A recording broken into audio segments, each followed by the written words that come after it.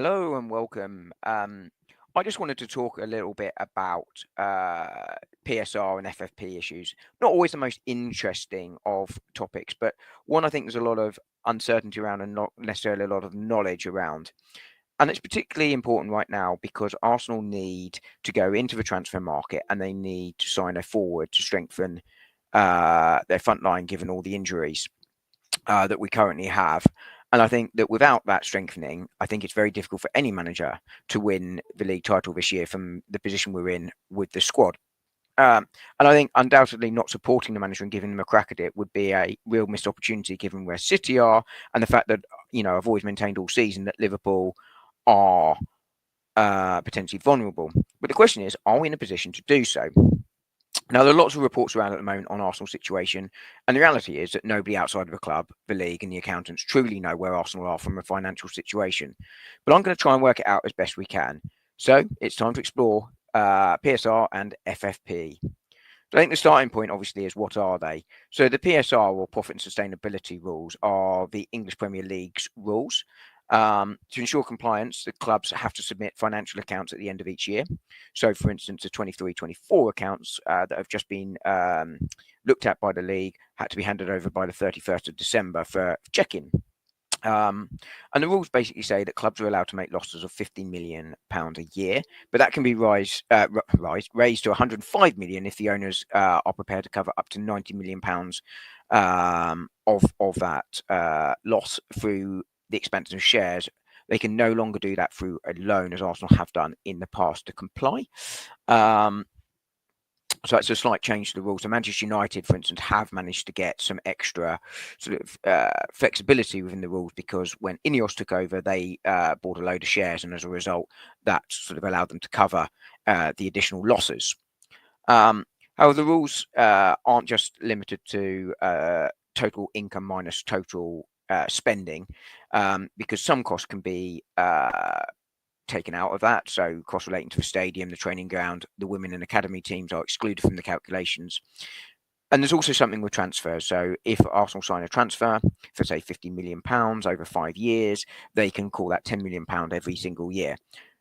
Equally, on that front, transfers gain, they can put towards accounts in one go. So Emil Smith-Rowe's selling this year in the summer, that can go straight into this year's accounts.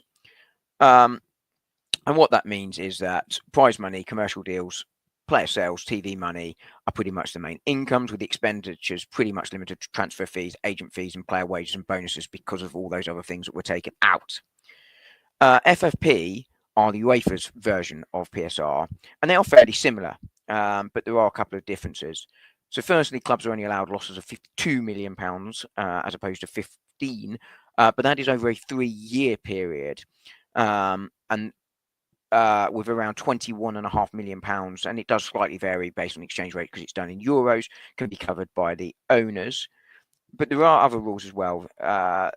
Clubs are only allowed to spend 90% of their income on transfer fees and player and coaching staff wages and agent costs, and that is falling to around 70% next year. And those rules are arguably tougher to meet, and given Arsenal are in Europe, they matter. So what are Arsenal's position here? Well, it's hard to know. As I say, it's not quite as transparent as, say, US sports, where you can see at all times where teams are with the salary cap. So this is going to be slightly guesswork based on information I could find publicly. So if you look at transfer expenditure over the last 3 years alone, Arsenal have a net loss of around £290 million. That basically means they spent £290 million more than they have generated through player sales.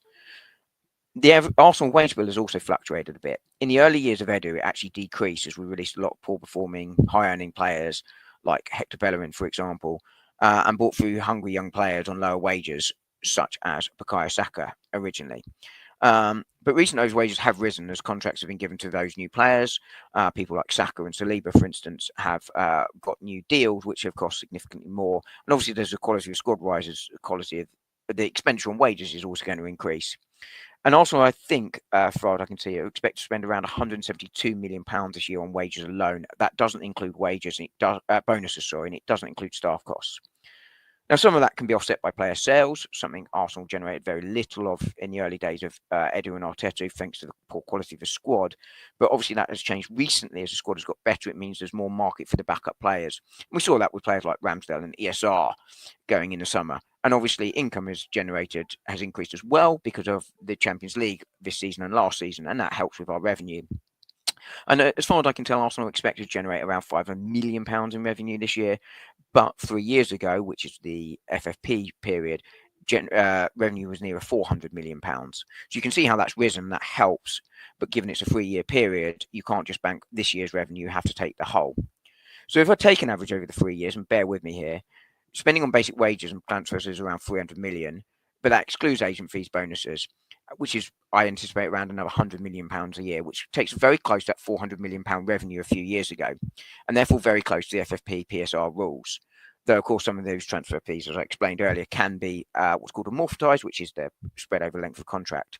But of course, we will, in the last 3 years, have transfers from pre that period that will be amortized into that period too. So I think the two will probably sort of match out. So basic message there is, I think Arsenal in the first year or two, particularly of this FFP PSR window, are very, very close to the mark based on my calculations and my calculations alone.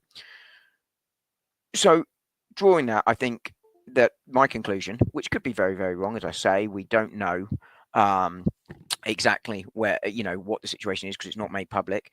But it suggests that Arsenal are compliant, but as I say, fairly close to the rules. But it does suggest that from summer 2025, we might be in a better position because we'll have 2 years of Champions League money, 2 full years, and the increase in revenue will really, really help, as well as a lesser spending in the last transfer window. And I think that you can see that position is consistent with what Arsenal said in the summer, that signings will be floor raisers, not ceiling raisers, and we weren't in a position to spend big on one player with sales, which we then didn't. And it's also consistent with reporting around this window, which admittedly is all over the place, so it's hard to know exactly where we are. But it does appear that Arsenal are looking at loans with obligations or options to buy, or to structure deals over a number of years. And I think that is because of this PSR issue, which is why, or FFP, which I think is probably of more immediate concern, which is why I'm, of the view that Arsenal really are actually compliant but struggling with the rules, because of the fact that they are looking to spread those fees. And that means that meeting release clauses, which can't be spread over a period of time, quite hard to do. And that's why I think we're not seeing bids for the likes of Gyökeres right now, but we are seeing Arsenal, if you take the summer signing of Zubimendi, which is reported to be closed, but Arsenal aren't going to pay the release clause, but they're going to pay a larger amount to be able to stagger those payments. And I think this is all about FFP, and it makes it really dull, but it does make it really complicated. And it is really important.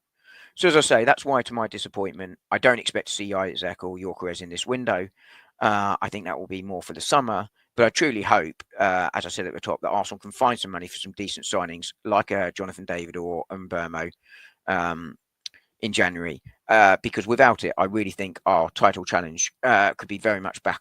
With it, sorry, the title challenge could be very much back on. But without it, it does look really difficult. Hopefully that's a really helpful explainer of PSR and gives my views on where we're at. So I want to thank you all for watching, and I will see you all soon. Thanks a lot.